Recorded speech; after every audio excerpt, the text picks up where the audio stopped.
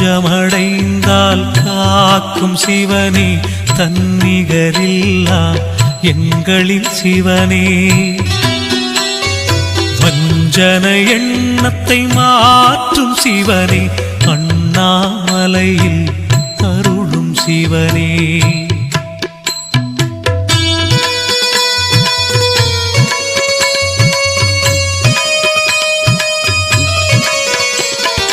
சஞ்சலம் நீக்கிடும் சங்கரன் சிவனே, சாந்த சொரூபன் சக்தியின் சிவனே.